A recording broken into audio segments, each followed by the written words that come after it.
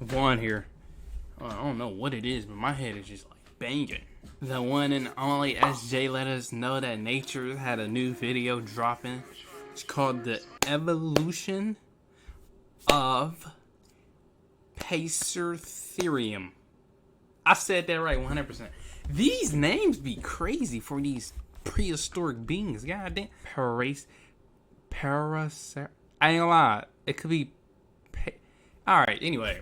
We finna check it out. The tallest mammal to ever walk the earth. So, with that being said, man, I honestly, hold up. What? Because, bro, I used to play this game called Ark. Y'all probably even know it, bro. But it's just like. Damn, I used to send. Yep, I used to send my dinosaurs on this thing for like no reason at all. Miss Ark, I want to play it. I don't know, I want to play it. But anyway, enough of my rambling. We're going to hop straight into it. If you're new, like, comment, subscribe. If you're not new, you just keep coming back. Subscriber, what are you doing? Let's get into it. Dun dun dun dun dun. 33 million years ago. Around 33 million years ago, in what is now central Mongolia, a mighty mammal roamed across the desert basin in search of food. Paraceratherium was one of the largest land mammals to ever walk the earth.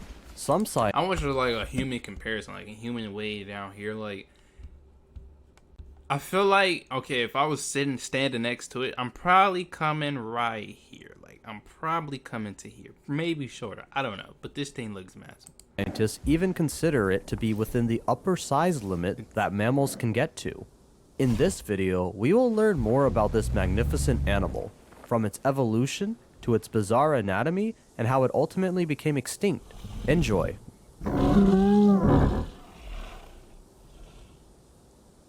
The first fossils of Paraceratherium were discovered in 1846 in what is now Pakistan. Since then, more fossils of these animals have been found all across Asia.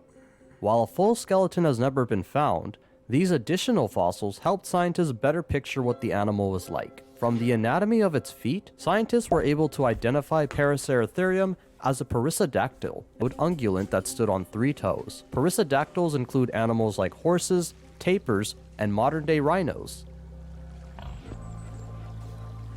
Despite its humongous size and almost alien appearance, Paraceratherium was actually a type of rhinoceros. At first glance, Paraceratherium is not what most would recognize as an extinct rhino.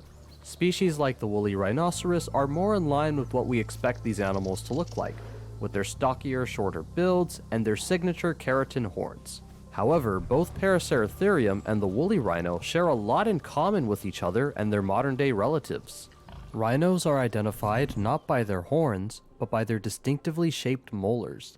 Like in other rhino species, Paraceratherium's upper molars have a curved pattern for the chewing surface, and the lower molars have an L-shaped pattern. Unlike most rhinos, however, Paraceratherium had an elongated neck and thick, pillar-like legs to support its body. The proportions of these legs were quite unique for large animals.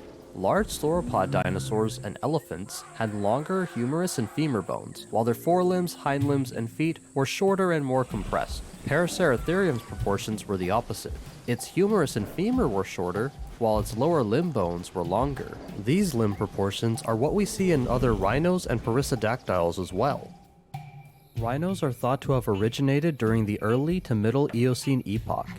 Animals like Hyraceus eximius are considered to be the potential direct ancestors of modern tapirs and rhinos.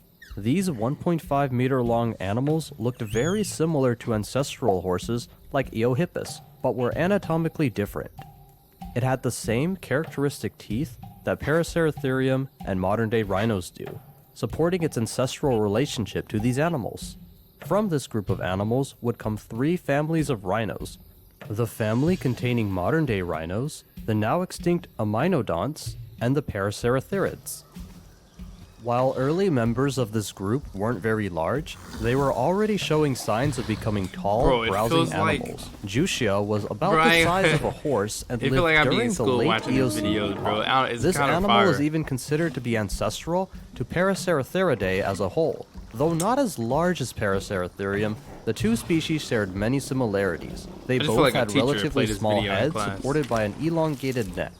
Most notably, the teeth of Juxia show that it was a strict high browser, feeding on ferns and leaves from branches where most herbivorous mammals couldn't reach. Juxia lived in the dense tropical forest of what is now China, so its smaller size made more sense here.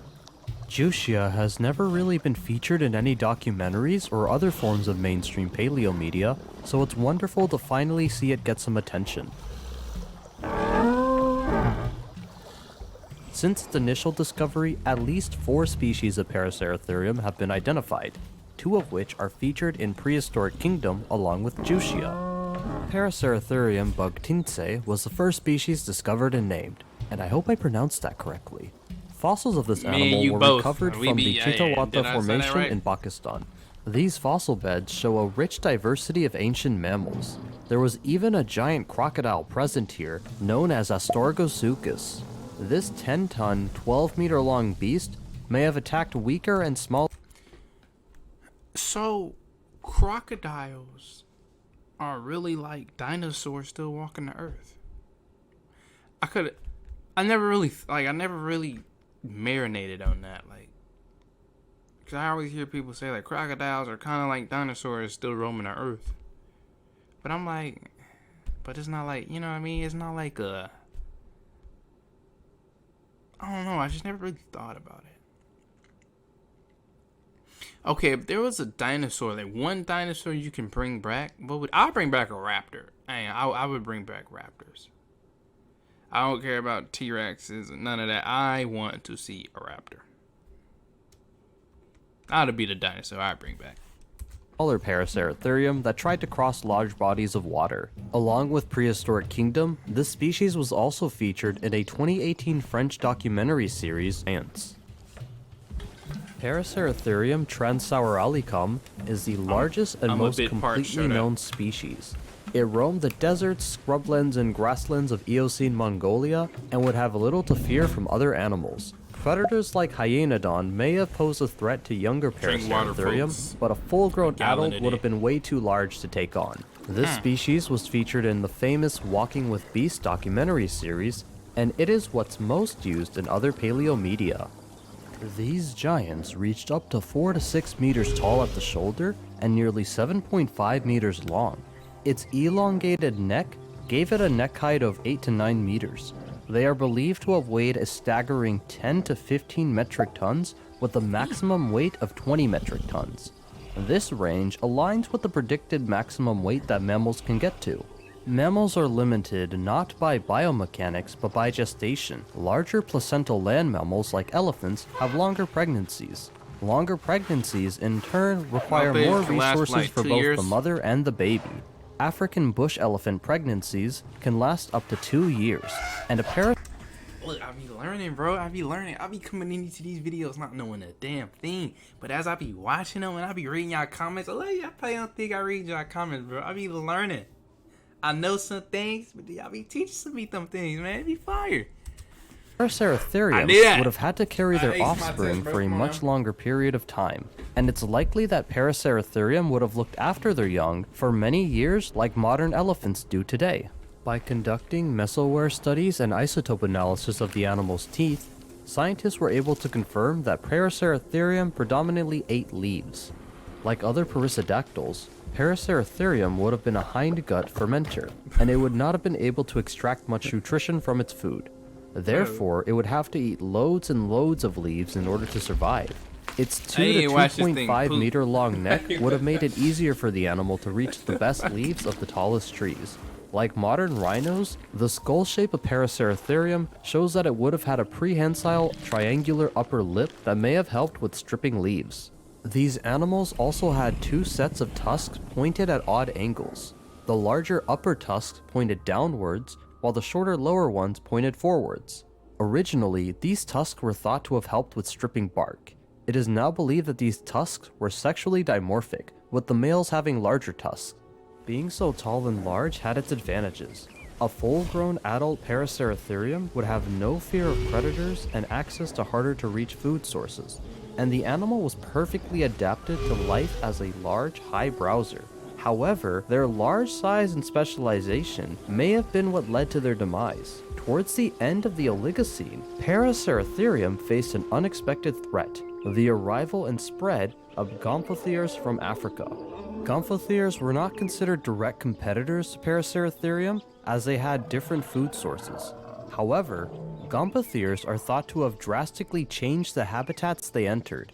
They would destroy trees and turn woodlands into grasslands, similar to what modern-day African bush elephants do today.